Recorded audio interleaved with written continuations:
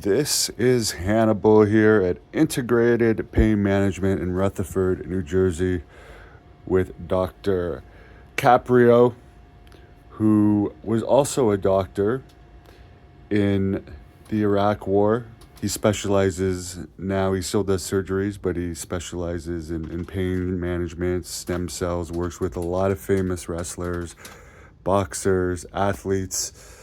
But what brought you over to Iraq and what made you want to practice over there? What brought me over to Iraq is very, very simple. My reserve unit. Ah, I was a reservist in the 20th Fleet Hospital, United States Navy. It was out of Philadelphia. And we got the call one afternoon that, how you guys gonna like spending Christmas in Iraq? And we did. And it was actually Christmas in Saudi Arabia where we wound up setting up the hospital. and what were some of the injuries that you had to deal with there? I would imagine pretty gruesome stuff. We had a bunch of injuries. We had about 20 or 30 injuries that were life-threatening, but everyone survived. Oh, that's amazing. Everyone survived. I have one story that I like to tell only because it shows you how, even though you're a physician and a surgeon, it makes no difference. A gentleman came in and he was really blown apart, and he turned out to be a Bedouin, or so he said, and we operated on him, saved his leg and whatnot, and all of a sudden the Kuwaiti colonel came in and they arrested him. I said, "Where are you taking this man?" He goes, "This gentleman is an Iraqi prisoner. He's my prisoner." I said, "He's my patient." And my commanding officer says, "He's his prisoner." And they finally executed the gentleman. So you went to all that work for Well, nothing. all that work was done to save the person's leg and save his life, and just this Kuwaiti did not want to hear anything. He just, I don't care, he's my prisoner. You gotta follow commands there. But it's hard to say I had a good time at war, but I had a good time. Oh, really? I eventually was transferring patient from Saudi Arabia to Landstuhl, Germany.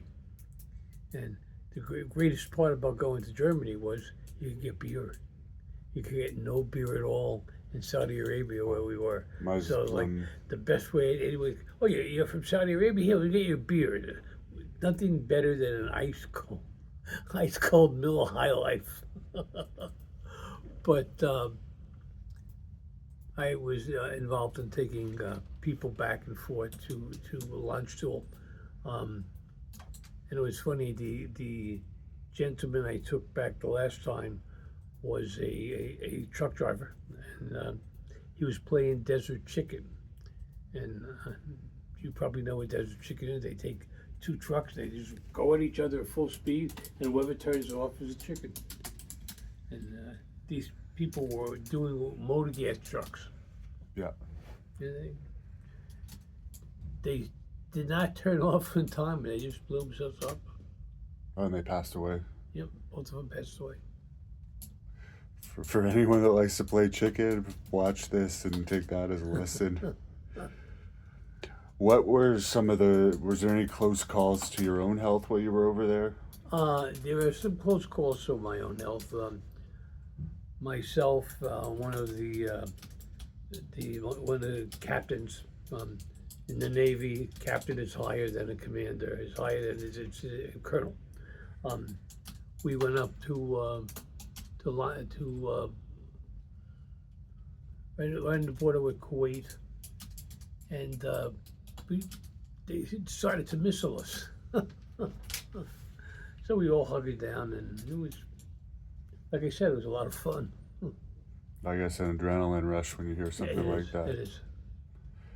Did you have to undergo any special? I guess you were in the reserve, so you were pretty Training, much trained yep. for it all And around. it was interesting because when I was when it was on active duty, just about everybody picks up the habit of smoking or chewing. Yeah.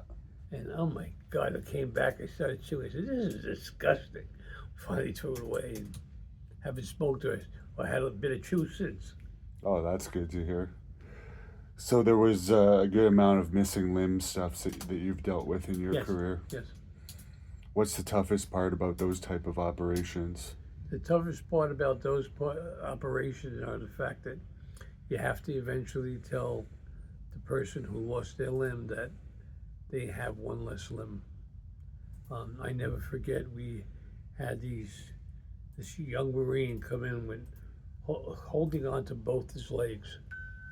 And he said, I didn't know if you can do anything with them, Doc, but I don't want to be a cripple the rest of my life. Right. That's unfortunate.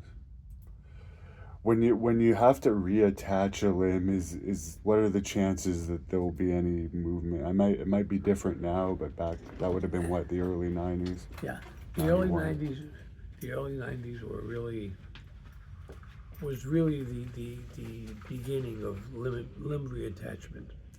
Of course, you only have so much time you can reattach a limb, but some we reattach, some we didn't reattach. Okay. As far as with all these new technologies like exosomes and stem cells, how are they helping, or are they even being used in war at this point? They are not being No. used in war. They are still. The FDA approves the lab that makes them, but the FDA has no opinion on them whatsoever. So that's unfortunate because we've seen some benefits myself. Because my foot's off right now, but they were saying I was going to need a skin graft on that, and you guys had it closed within about 10 days after you put exosomes on there. It's amazing.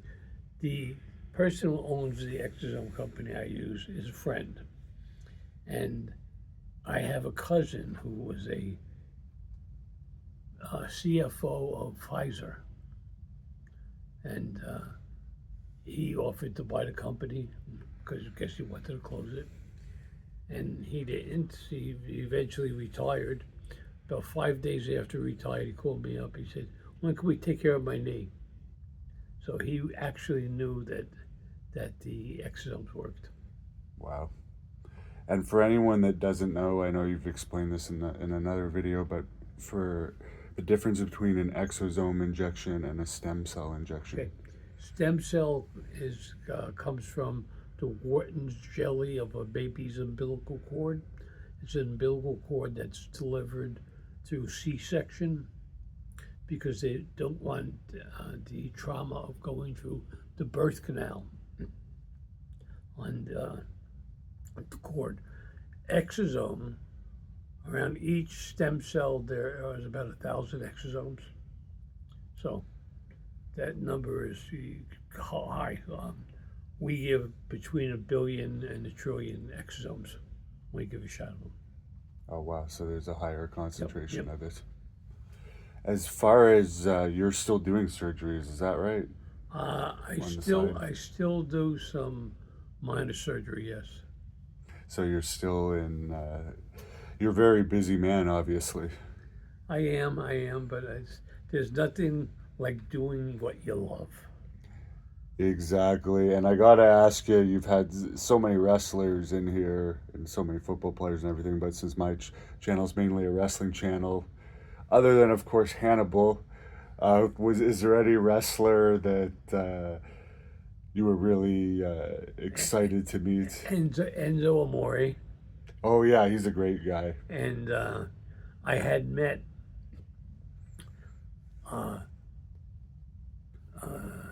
Bruno Sammartino years ago, and I had met Kil Kowalski years ago.